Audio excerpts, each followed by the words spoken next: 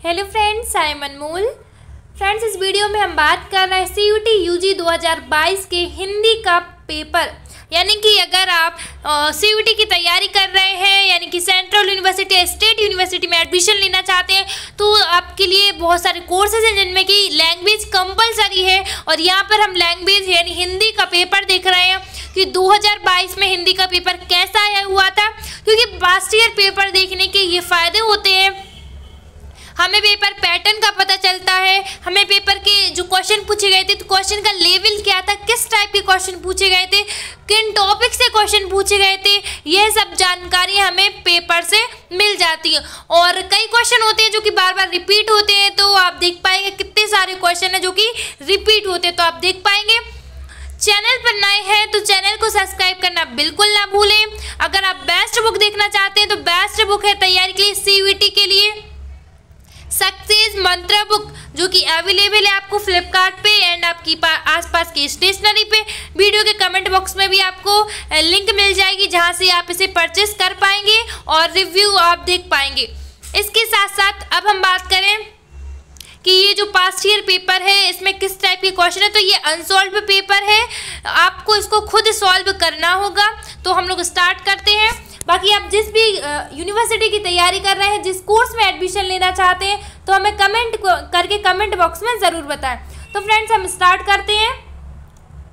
यहाँ हम देख पा रहे होंगे लिखा हुआ है, निम्नलिखित गद्यांश को ध्यानपूर्वक पढ़कर दिए गए प्रश्नों के उत्तर दीजिए। तो सबसे पहले आपको ये गद्यांश पढ़ना है, जो कि बहुत ज़्यादा बड़ा नहीं है, तो हम लोग पढ़ते हैं। कृषि संस्कृति का अभिन्न हिस्सा माने जाने वाले तालाब कभी ग्रामीण संस्कृति के ही नहीं, कस्बों और शहरों की भी पहचान हुआ करते थे।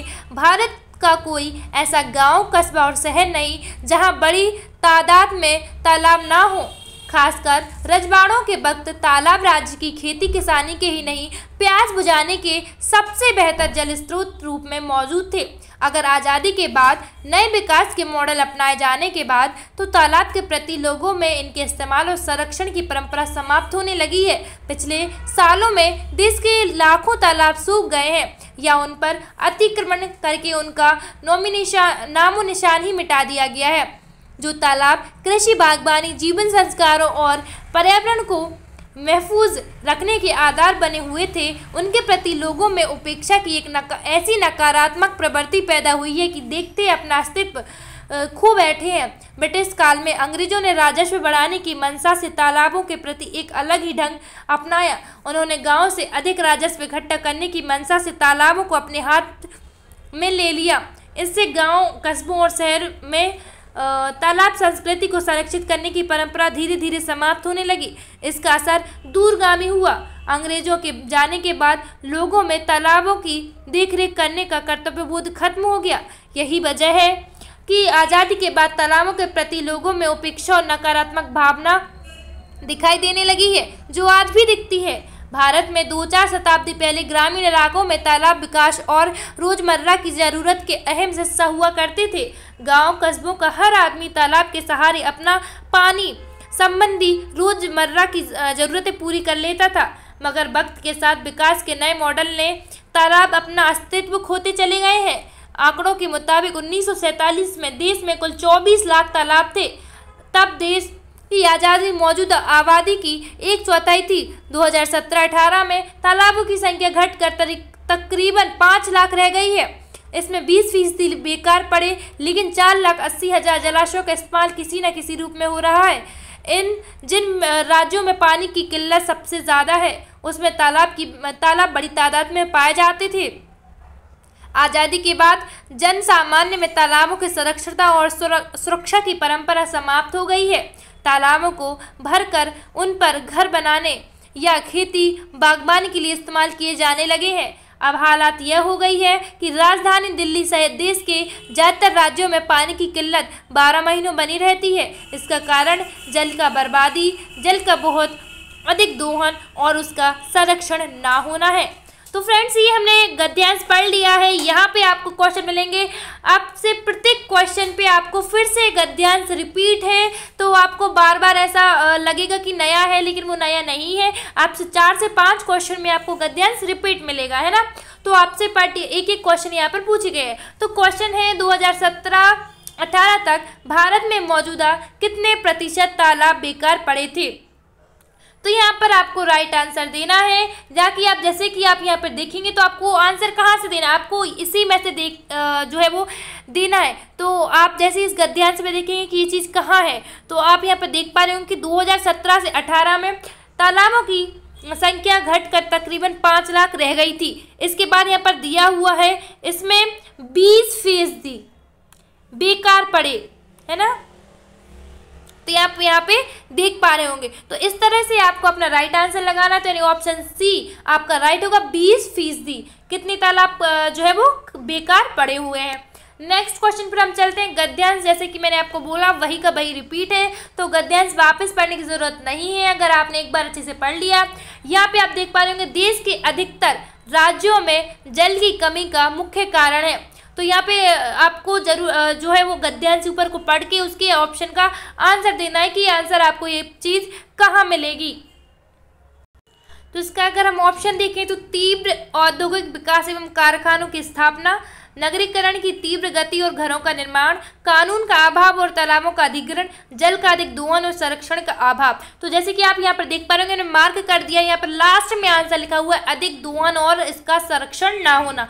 तो फ्रेंड्स जैसे ही आप यहाँ पर पढ़ेंगे तो आपको सारे आंसर यहाँ पर मिल जाते हैं, बिल्कुल भी परेशान नहीं होना है। बहुत सिंपल है आपका जो है वो हिंदी का यानी लैंग्वेज का पेपर। नेक्स्ट क्वेश्चन पर अगर हम चलें, आज़ादी के बाद लोगों में तालाबों के प्रति उपेक्षात्मक रवैये के विकसित होने का मुख्य कारण है। ऑप्शन है आपके सामने, उन्हें जल की आवश्यकता अब पहले जैसी नहीं है। तालाब उन्हें गुलामी के समय की याद दिलाते हैं। लोगों में तालाबों की देखरेख करने की कर्तव्यबोध समाप्त हो गया है। वर्तमान में तालाब वास्तव में किसी काम के नहीं है। तो यहाँ पर आप देख पा रहे ऑप्शन सी इसका राइट आंसर होगा। लोगों में तालाबों की देखरेख करने का कर्तव्यबोध समाप्त हो गया है। तो यहाँ पे जब आप जाएंगे तो यहाँ पे आपको मिल जाएगा ऑप्शन। जैसे कि यहाँ पर मैं आपको राइट आंसर मार्क करके बता रही हूँ कि यहाँ पे आपको राइट आंसर मिलेगा। देखिए यहाँ पे राइट आंसर लिखा हुआ है, ये आपका राइट आंसर है। तो बहुत सिंपल है, आपको धीरे से जब आप पढ़ेंगे, बहुत ध्यान से आपको पढ़ना है, तो आपको आंसर सारे यहीं पर मिल जाएंगे। नेक्स्ट क्वेश्चन है, गद्यांश के आधार पर असत्य कथन है। आपको क्वेश्चन पढ़ना है, यहाँ पर बोला गया असत्य कथन कौन सा। आपको 4 ऑप्शन मिलेंगे, 3 आपको सत्य होंगे, एक इनमें गलत है जो कि आपको निकालना है कौन सा है। तो विगत 70 वर्षों में तालाब के संरक्षण पर बहुत ध्यान दिया गया है। विगत 70 वर्षों में तालाब के प्रति बहुत उपेक्षात्मक रवैया रहा है। अतीत में तालाब कृषि कार्यों के साथ ही पेयजल के बेहतर स्रोत थे। विकास के नए मॉडल ने तालाबों की संस्कृति पर नकारात्मक प्रभाव डाला है। तो यहाँ पर तो सिंपल सा है, पढ़ के ही समझ आ रहा है कि जो फर्स्ट ऑप्शन है वो कहीं भी नहीं दिया गया है, बाकी तीनों ऑप्शन आपको पढ़ने को मिल जाएंगे। तो यानी कि राइट आंसर कौन सा होगा, ऑप्शन ए आपका राइट आंसर है। नेक्स्ट क्वेश्चन पर चलते हैं।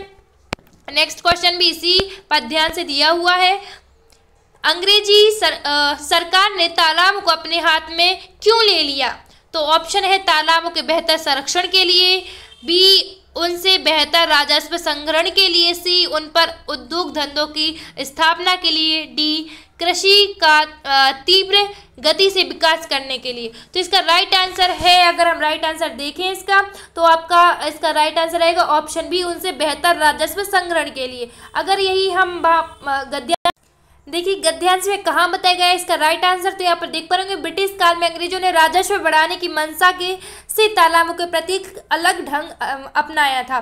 तो यहाँ पे आपको राइट आंसर देखने को मिल जाएगा। तो इस तरह से आपको सभी यहाँ पर आंसर देखने को मिल रहे होंगे। नेक्स्ट क्वेश्चन पर चलते हैं। लोगों ने तालाबों का अतिक्रमण कर उन पर घर बनाए क्योंकि वे जीवन में तालाबों की उपयोगिता से अनजान थे। उन्हें तालाबों पर बनाए गए घर अत्यंत सुंदर लगते थे। तालाबों पर बनाए गए घर टिकाऊ और अच्छे थे। तालाबों पर निर्मित घर गर्मियों के लिए विशेष लाभप्रद थे। तो ये तो पढ़ के ही समझ आ रहा है, ऑप्शन ए आपका राइट रहेगा। तो ऑप्शन ए आपको राइट आंसर टिक कर देना है। आप देख पा रहे हो कितने सिंपल आपसे यहाँ पर क्वेश्चन पूछे गए हैं। यहाँ से आपका सेकंड गद्यांश शुरू होता है। यहाँ पे आपको ये गद्यांश पढ़ना है, इसके बाद आपको आंसर देना है। तो हम पढ़ते हैं गद्यांश में क्या बताया गया है। किसी मनुष्य में जनसाधारण से विशेष गुण व शक्ति का विकास देख उसके संबंध में जो एक स्थायी आनंद पद्धति हृदय में स्थापित हो जाती है, उसे श्रद्धा कहते हैं। श्रद्धा महत्व की आनंदपूर्ण स्वीकृति के साथ साथ पूज्य बुद्धि का संचार है। यदि हमें निश्चित हो जाए कि कोई मनुष्य बड़ा वीर, बड़ा सज्जन, बड़ा गुणी, बड़ा दानी, बड़ा विद्वान, बड़ा परोपकारी, बड़ा धर्मात्मा है, तो वह हमारे आनंद का एक विषय हो जाएगा। हम उसका नाम अब आने पर प्रशंसा करने लगेंगे, उसे सामने देख आदर से सिर नवाएंगे। किसी प्रकार का स्वार्थ न रहने पर भी हम सदा उसका भला चाहेंगे, उसकी बढ़ती से प्रसन्न होंगे और उसकी अपनी पोषित आनंद पद्धति में व्याघात पहुंचाने के कारण उसकी निंदा न सह सकेंगे। इससे सिद्ध होता है कि जिन कर्मों के प्रति श्रद्धा होती है, उनका होना संसार को वांछित है। यही विश्व कामना श्रद्धा की प्रेरणा का मूल है। प्रेम और श्रद्धा में अंतर यह है कि प्रेम स्वाधीन कार्यों पर उतना निर्भर नहीं, कभी कभी किसी का रूप मात्र जिसमें उसका कुछ भी हाथ नहीं, उसके प्रति प्रेम उत्पन्न होने का कारण होता है। पर श्रद्धा ऐसी नहीं है। किसी की सुंदर आंख या नाक देखकर उसके प्रति से श्रद्धा नहीं उत्पन्न होगी, प्रीति उत्पन्न हो सकती है। प्रेम के लिए इतना ही बस है कि कोई मनुष्य हमें अच्छा लगे, पर श्रद्धा के लिए आवश्यक है कि मनुष्य की बात में बड़ा होने के कारण हमारे सम्मान का पात्र हो। श्रद्धा का व्यापार स्थल विस्तृत है, प्रेम का एकांत। प्रेम में घनत्व अधिक है और श्रद्धा में विस्तार। किसी मनुष्य से प्रेम रखने वाले दो ही एक मिलेंगे, पर उस पर श्रद्धा रखने वाले सैकड़ों, हजारों, लाखों, क्या करोड़ों में मिल सकते हैं। सच पूछिए तो इसी श्रद्धा के आश्रय से उन कर्मों के महत्व का भाव दृढ़ होता रहता है जिन्हें धर्म कहते हैं और जिसमें मनुष्य समाज की स्थिति है। कर्ता से बढ़कर कर्म का स्मारक दूसरा नहीं। कर्म की क्षमता प्राप्त करने के लिए बार बार कर्ता की ओर आंख उठती है। कर्म से कर्ता की स्थिति को जो मनोहरता प्राप्त हो जाती है, उस पर मुग्ध होकर बहुत से प्राणी उन कर्मों की ओर प्रेरित होते हैं। कर्ता अपने सत्कर्म द्वारा एक विस्तृत क्षेत्र में मनुष्य की सत्प्रवृत्तियों के आकर्षण का एक शक्ति केंद्र हो जाता है। जिस समाज में किसी ऐसी ज्योतिषमान शक्ति केंद्र का उदय होता है, उस समाज में भिन्न भिन्न हृदय से शुभ भावनाएं मेघ खंडों के समान उठकर तथा एक और एक साथ अग्रसर होने का कारण परस्पर मिलकर इतनी घनी हो जाती है कि उनकी घटा सी उमड़ पड़ती है और मंगल की ऐसी वर्षा होती है कि सारे दुख और कलेश बह जाते हैं। तो फ्रेंड्स, हमने ये सारा गद्यांश पढ़ लिया है। अब हम इसके क्वेश्चन सॉल्व करते हैं। फर्स्ट क्वेश्चन यहाँ पर दिया हुआ है, जो स्थायी आनंद पद्धति हृदय में स्थापित हो जाती उसे कहते हैं प्रेम, भक्ति, श्रद्धा या वैराग्य। तो इसका राइट आंसर होगा, वो होगा श्रद्धा। जो स्थायी रूप से आनंद पद्धति हृदय में स्थापित हो जाती है। जैसे कि हमने पढ़ा कि श्रद्धा कब होती है, तो कोई भी चीज़ है जो स्थायी रूप से हमारे हृदय में बैठ जाती है और उसका अच्छा होना, उसका बढ़ना हमारे लिए अच्छा लगता है। अगर उसके प्रति कोई गलत कहता है तो हमें जो है वो सहन नहीं होता है, तो वो क्या है, श्रद्धा है। नेक्स्ट क्वेश्चन है, जैसे कि मैंने आपको बताया पहले भी, आपको क्या हुआ है कि पैराग्राफ बार बार रिपीट हो रहा है। क्वेश्चन आपको यहाँ पर एक एक क्वेश्चन मिलेंगे, तो आपको ये टेंशन नहीं लेना है कि पैराग्राफ बार बार चेंज हो रहे हैं, ठीक है। तो यहाँ पे सेकंड क्वेश्चन है, आनंद का विषय नहीं होगा। ऑप्शन है आपके सामने, बड़ा वीर, बड़ा धनवान, बड़ा दानी, बड़ा विद्वान। फ्रेंड्स, इसका राइट आंसर है ऑप्शन डी, बड़ा विद्वान, क्योंकि बड़ा वीर नहीं है, बड़ा धनवान, बड़ा दानी। तो इसका राइट आंसर क्या होगा, बड़ा विद्वान। जब आप आगे से पैराग्राफ पढ़ेंगे तो आपको आगे मिल जाएगा, आनंद का विषय नहीं होगा।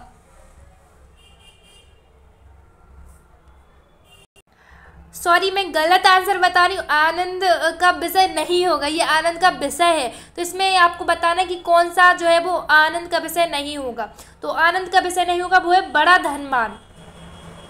आपका राइट आंसर रहेगा। यानी कि राइट आंसर आपका क्या है, मैंने आपको अभी गलत बता दी हूँ। इसका राइट आंसर आपका ऑप्शन बी होगा। जो है वो क्वेश्चन पढ़ने में थोड़ी सी मिस्टेक हो गई थी। नेक्स्ट क्वेश्चन पर चलते हैं। श्रद्धा की प्रेरणा का मूल है। ऑप्शन है कर्मों के प्रति श्रद्धा का होना, कर्मों के प्रति प्रेम का होना, कर्मों के प्रति उपेक्षा का होना, कर्मों के प्रति आदर न होना।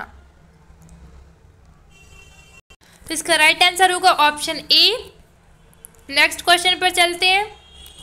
निम्नलिखित में श्रद्धा के लिए आवश्यक है कि ऑप्शन आपके सामने रूप के सौंदर्य के कारण श्रद्धा का उत्पन्न होना, व्यक्ति किसी बात में बड़ा होने के कारण सम्मान का पात्र हो, किसी की सुंदर आंख के कारण प्रेम उत्पन्न होना, व्यक्ति वैभव के कारण सम्मान का पात्र हो। तो इसका राइट आंसर देखिए ऑप्शन बी इसका राइट आंसर है। व्यक्ति किसी बात में बड़ा होने के कारण सम्मान का पात्र हो। नेक्स्ट क्वेश्चन पर चलते हैं। श्रद्धा और प्रेम के संबंध में कथन सही नहीं है।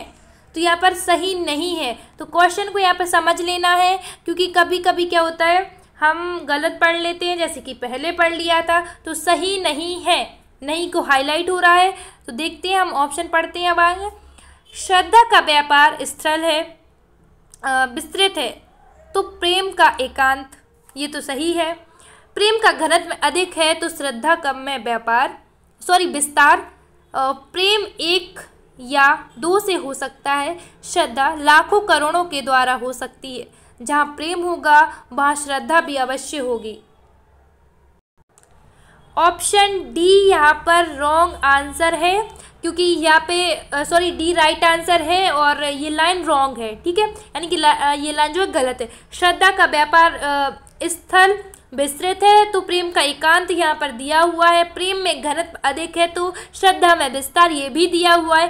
प्रेम एक या दो हो सकता है और श्रद्धा लाखों करोड़ से हो सकती है। यानी ये है, ये है, ये है, तो क्या बचता है, ये नहीं है। तो ये क्या हो जाएगा, ऑप्शन डी राइट आंसर हो जाएगा।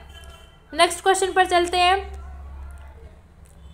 कर्म की क्षमता प्राप्त करने के लिए बार बार आंखें उठती हैं, सन्यासी की ओर, कर्ता की ओर, कर्म की ओर या मनुष्य की ओर। तो इसका राइट आंसर होगा कर्ता की ओर।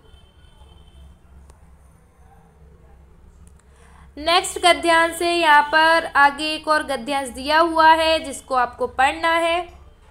तो यहाँ पर हम गद्यांश को पढ़ लेते हैं। बच्चे कभी कभी चक्कर में डाल देने वाले प्रश्न कर बैठते हैं। अल्पज्ञ पिता बड़ा दयनीय जीव होता है। मेरी छोटी लड़की ने जब उस दिन पूछ दिया कि आदमी के नाखून क्यों बढ़ते हैं, तो मैं सोच ही नहीं सका। हर तीसरे दिन नाखून बढ़ जाते हैं। बच्चे कुछ दिन तक अगर उन्हें बढ़ने दे तो माँ बाप अक्सर उन्हें डांटा करते हैं, पर कोई नहीं जानता कि ये अभागे नाखून क्यों इस प्रकार बड़ा करते हैं। काट दीजिए, वे चुपचाप दंड स्वीकार कर लेंगे, पर निर्जल अपराधी की भांति फिर छूटते ही सेंध पर हाजिर। आखिर इतने बेहया क्यों होते हैं? कुछ लाख ही वर्षों की बात है जब मनुष्य जंगली था, वन मानुष जैसा। उसे नाखून की जरूरत थी। उसकी जीवन रक्षा के लिए नाखून बहुत ज़रूरी थे। असल में वही उसके अस्त्र थे। दांत भी थे, पर नाखून के बाद ही उनका स्थान था। उन दिनों में उसे जूझना पड़ता था, प्रतिद्वंदियों को पछाड़ना पड़ता था। नाखून उसके लिए आवश्यक अंग था। फिर धीरे धीरे वह अपने ढंग से बाहर की वस्तुओं का सहारा लेने लगा। पत्थर के ढेले और पेड़ के डाले काम में लाने लगा। उसने हड्डियों के भी हथियार बनाए। इन हड्डियों के हथियार से सबसे मजबूत और सबसे ऐतिहासिक था देवताओं का राजा का वज्र, जो दधीची मुनि ने की हड्डियों से बना था। मनुष्य और आगे बढ़ा। उसने धातु के हथियार बनाए, जिनके पास लोहे के अस्त्र शस्त्र थे। वे विजय हुए। देवताओं के राजा तक को मनुष्य के राजा से इसलिए सहायता लेनी पड़ी थी कि मनुष्य के राजा के पास लोहे के अस्त्र थे। असुरों के पास अनेक विद्याएं थी पर लोहे के अस्त्र नहीं थे, शायद घोड़े भी नहीं थे। आर्यों के पास ये दोनों चीजें थी। आर्य विजय हुए। फिर इतिहास अपनी गति से बढ़ता गया। नाग हरे, सुपर्ण हारे, यंछ हारे, गंधर्व हारे, असुर हारे, राक्षस हारे। लोह के अस्त्रों ने बाजी मार ली। इतिहास आगे बढ़ा। पतीले वाली बंदूकों ने, कारतूसों ने, तोपों ने, बम बरसक वायुयानों ने इतिहास को किस कीचड़ भरे घाट तक घसीटा है, यह सबको मालूम है। नगधर मनुष्य अब एटम बम पर भरोसा करके आगे की ओर चल पड़ा है, पर उसके नाखून अब भी बढ़ रहे हैं। अब भी प्रकृति मनुष्य को उसके भीतर वाले अस्त्र से वंचित नहीं कर रही है। अब भी वह याद दिला देती है कि तुम्हारे नाखून को भुलाया नहीं जा सकता। तुम वही लाख वर्ष पहले के नखदंता लंबी जीव हो, पशु के साथ एक ही सतह पर विचरने वाले और चरने वाले। तो फ्रेंड्स, ये हमने गद्यांश पढ़ा। अब हम इसके ऑप्शन देखेंगे, क्वेश्चन देखेंगे और राइट आंसर देखेंगे। लेखक नाखूनों की बेहया की संज्ञा क्यों देता है? ये धीरे धीरे बढ़ते हैं, काटे जाने का विरोध नहीं करते, अपना अपराध समझ चुप रहते हैं, मौका पाते ही बढ़ जाते हैं। इसका राइट आंसर होगा ऑप्शन डी, मौका पाते ही बढ़ जाते हैं। नेक्स्ट क्वेश्चन है, आदि मानव के लिए नाखूनों की क्या उपयोगिता थी? ऑप्शन ए, नाखून उनके लिए जरूरी थे, नाखून उनका महत्वपूर्ण हथियार था, दांत के बाद नाखून का ही अधिक महत्व था, नाखून मनुष्य के महत्वपूर्ण अंग माने जाते थे। तो इसका राइट आंसर होगा नाखून उनका महत्वपूर्ण हथियार थे और नाखून जो है वो दांतों से भी पहले थे, इसके बाद दांत उनके हथियार थे। तो इसका राइट आंसर होगा आपका ऑप्शन बी। नेक्स्ट क्वेश्चन पर देखते हैं, देवराज के वज्र को लेखक ऐतिहासिक हथियार क्यों मानता है? वह देवताओं की शक्ति का प्रतीक था, वह मनुष्य द्वारा निर्मित सबसे मजबूत हथियार था, वह आम हड्डियों से निर्मित हथियार था, उसे ऋषि दधीची की हड्डियों से बनाया गया था। तो इसका राइट आंसर होगा ऑप्शन बी। नेक्स्ट क्वेश्चन है, नखधर मनुष्य अब एटम बम पर भरोसा करके आगे की ओर बढ़ता जो है वो चला जा रहा है। लेखक का यह कथन किस चिंता को व्यक्त करता है? समाज में अस्त्रों की होड़ की प्रवृत्ति बढ़ती जा रही है, मनुष्य में अहिंसक भावना का विकास हो रहा है, मनुष्य विकास के रास्ते पर आगे बढ़ता जा रहा है, मनुष्य की आंतरिक शक्ति नष्ट होती जा रही है। तो इसमें आपको राइट आंसर बताना है। जब आप यहाँ पर पढ़ेंगे तो यहाँ पर आपको सिंपल सा पढ़ने को मिल जाएगा, जहाँ से हमने यहाँ पर पढ़ा था। यहाँ पे दिखा हुआ है, नखधर मनुष्य अब एटम बम पर भरोसा करके आगे की ओर बढ़ता चला जा रहा है, वह उसके नाखून भी बढ़ रहे हैं, वह प्रकृति मनुष्य को उसके भीतर वाले अस्त्र शस्त्रों से वंचित नहीं कर रही है। तो यहाँ पर आपको मिल जाएगा इसका आंसर। नेक्स्ट क्वेश्चन पर चलते हैं, नाग, असुर, गंधर्व, यक्ष, इन सभी के ऊपर मनुष्य के विजय का क्या कारण है? ऑप्शन है आपके सामने, तो इसका राइट आंसर हम आपको बता दे रहे हैं। राइट आंसर है मनुष्य।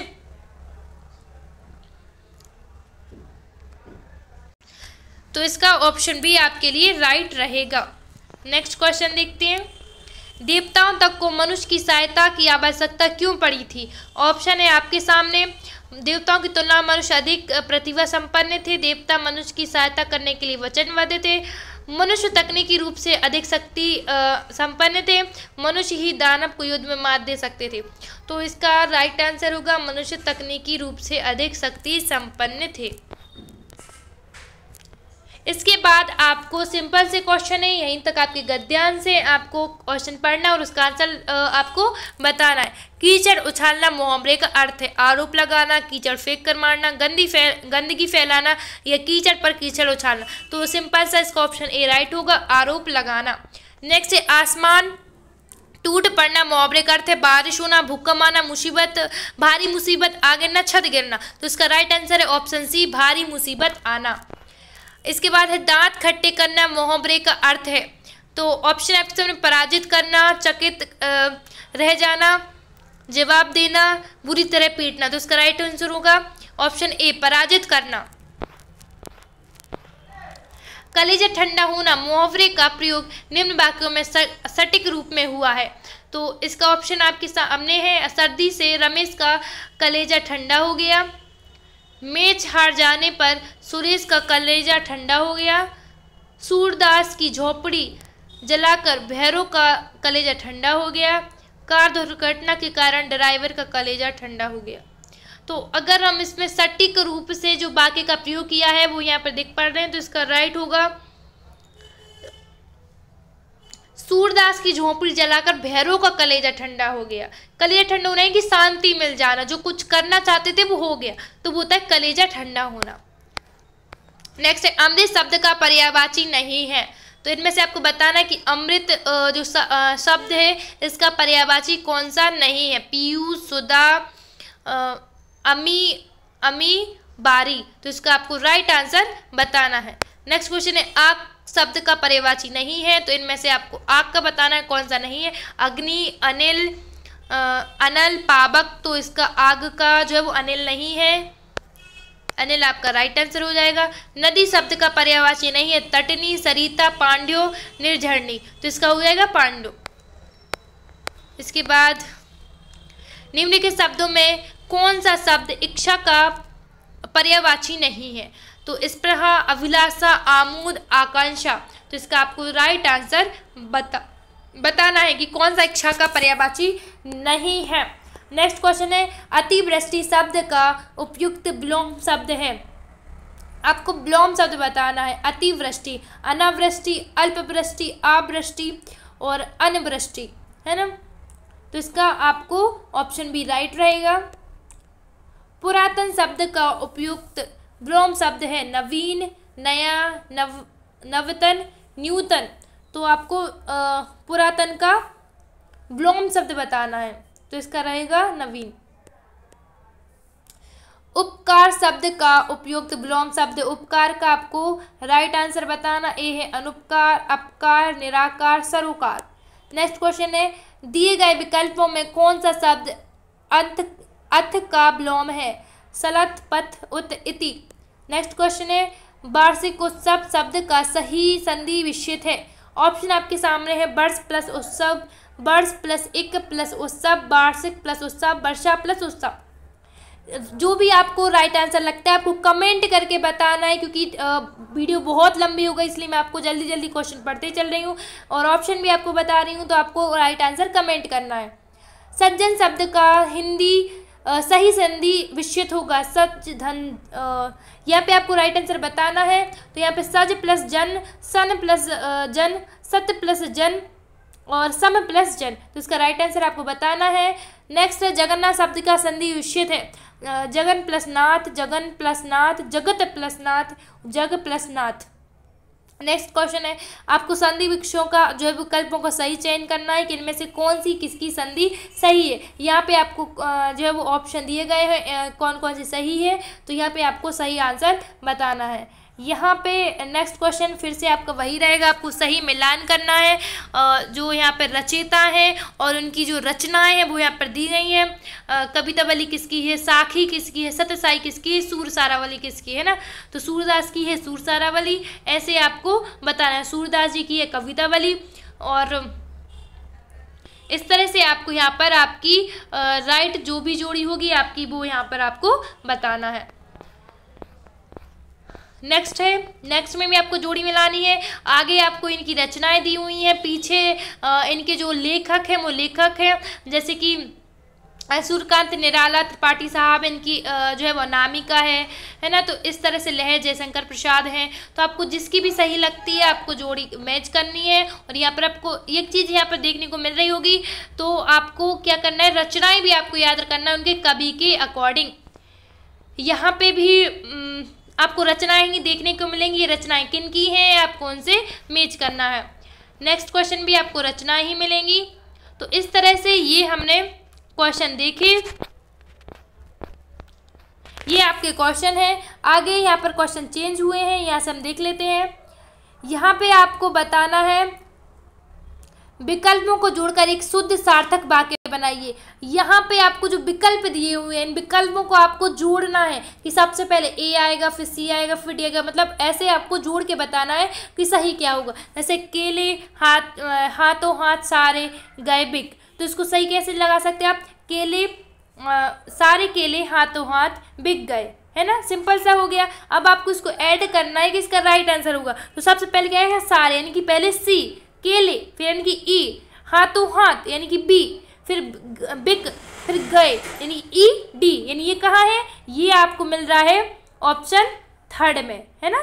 तो इस तरह से आपको क्या करना है, राइट आंसर देखना है। यहाँ पे भी आपको वाक्य मिल रहा होगा, है ना। कभी कभी वाक्य में सही स्थान पर भयंकर गलतियां हो जाती हैं सर्वनाम शब्दों को ना रखने के कारण। तो इसको आपको सबको ऐड करना है और एक आपको जो है वो विकल्प बनाना, सॉरी एक लाइन बनानी है और वो कैसे बनेगी वो आपको जमाना है, इससे आपका राइट आंसर निकल आएगा। सेम आगे भी आपको ऐसे ही क्वेश्चन मिलेंगे। इसके बाद आपको इनमें अलंकार बताना है कि इनमें कौन सा अलंकार, मैया मैं तो चंद्र खिलौना ले हूँ, इनमें से कौन सा अलंकार आएगा, अनुप्रास आएगा, उपमा आएगा, रूपक आएगा, उत्प्रेक्षा आएगा। ये आपसे फिर आगे अलंकार पूछे गए हैं। हरिपद कोमल कमल से पंक्ति में कौन सा अलंकार है, अनुप्रास है, उपमा है, मानवीकरण है, श्लेष है। वाक्य में जहाँ एक ही शब्द के अनेक अर्थ निकलते हैं वह कौन सा शब्द होगा, यानी एक वाक्य में जो है वो एक शब्द है, एक शब्द के अनेक अर्थ निकल रहे हैं, है ना। तो जैसे कि फॉर एग्जाम्पल कनक कनक सी सौगुनी माधवता अधिका, है ना। तो कनक एक क्या है और कनक एक क्या है, तो एक सोना है, एक धातु है। तो क्या हो रहा है, यहाँ पे एक चीज़ के दो अर्थ निकल रहे हैं, तो वो आपको यहाँ पर पहचानना है कि किसमें एक के दो अर्थ निकलते हैं। अनुप्रास अलंकार में आवृत्ति होती है, तो अनुप्रास अलंकार में किसकी आवृत्ति होती है, वर्णों की होती है, शब्दों की होती है, पदों की होती है, अर्थों की होती है। जैसे हमने अभी बोला ना कनक कनक, तो कनक एक धतूरा है, कनक एक सोना है। तो ये क्या हो रहा है, एक शब्द के दो अलग अलग वर्ड निकल रहे हैं। सेम यहाँ पे आपको बताना कि अनुप्रास अलंकार में किसकी आवृत्ति बार बार होती है ना। नेक्स्ट क्वेश्चन है, परिश्रम शब्द में उपसर्ग है, उपसर्ग आपको बताना है कि परिश्रम में कौन सा शब्द आगे उपसर्ग आपका बन रहा है। आपसे आगे उपसर्ग के ही क्वेश्चन पूछे गए, इसके बाद आपको जोड़ी मिलानी है, उपसर्गों के साथ आपको राइट आंसर मिलाना है। इसके बाद यहाँ पर आपका पेपर होता है, यही लास्ट है। इस तरह से आपको ये पेपर कंप्लीट कर देना है। और फ्रेंड्स हमने कंप्लीट पेपर देखा, तो पेपर जो है वो हम आधा आपको सॉल्व करवा दिए हैं, आधा आप जल्दी से कर लें। बहुत सिंपल है क्वेश्चन पेपर में। हमने देखा कि कितने सरल क्वेश्चन है, मुहावरे से क्वेश्चन है, जो आपकी संधि है, आपके पर्यायवाची शब्द है, विलोम शब्द है, आपके उपसर्ग है, प्रत्यय है, गद्यांश है, इनसे आपसे क्वेश्चन पूछे जा रहे हैं। रचनाएं आपको याद रखनी है। जब आप 11th-12th की हिंदी की बुक पढ़ेंगे तो वहाँ पे आपको चैप्टर में क्या मिल जाता है, राइटर मिल जाते हैं, उनकी रचनाएं मिल जाती है। तो वो चीज़ आपको यहाँ पर देख लेनी है, बहुत इंपॉर्टेंट है। तो वहाँ से आपके लिए काफ़ी हेल्प मिलेगी। और अगर आप इसके लिए बेस्ट बुक देखना चाहते हैं, क्योंकि अब जो एग्ज़ाम है CUET का NTA करवा रही है, नेशनल एग्ज़ाम हो गया है, नेशनल लेवल का एग्ज़ाम हो गया, तो काफ़ी ज़्यादा बच्चे अप्लाई करते हैं, तो कंपटीशन काफ़ी बढ़ जाता है, काफ़ी अच्छे मार्क्स होते हैं, तभी एडमिशन होता है। तो इसके लिए बेस्ट से बेस्ट तैयारी करें। बेस्ट बुक है आपके लिए सक्सेस मंत्र बुक, जो कि फ्लिपकार्ट या आपकी आसपास की स्टेशनरी पर अवेलेबल है। अगर आप इस बुक के बारे में ज़्यादा जानकारी चाहते हैं तो वीडियो के जो है वो डिस्क्रिप्शन बॉक्स में आपको एक कॉन्टैक्ट नंबर मिल जाएगा, वहाँ व्हाट्सएप मैसेज करके आप ज़्यादा से ज़्यादा जानकारी ले सकते हैं। इसके साथ वीडियो का रिव्यू भी आपको देखने को मिल जाएगा। बुक का रिव्यू आपको एक वीडियो जो है सर्च कर सकते हैं आप, या सक्सेस मंत्र बुक का रिव्यू यूट्यूब पर, तो आपको वीडियो मिल जाएगी। चैनल पर विजिट करेंगे तो आपको देखने को मिल जाएगा। बुक आपको अवेलेबल है, फ्लिपकार्ट से आप परचेस कर सकते हैं। और आप जिस भी कोर्स की तैयारी कर रहे हैं कमेंट करके हमें ज़रूर बताएं। और हमारे चैनल पर आपको फ्री क्लासेस प्रोवाइड करवाई जा रही हैं, जनरल टेस्ट आपको फ्री पढ़ाया जा रहा है, लैंग्वेज भी आपको फ्री पढ़ाई जा रही है। तो आप हमारे चैनल को ज्वाइन जरूर करें। मिलते हैं नेक्स्ट वीडियो में न्यू अपडेट के साथ।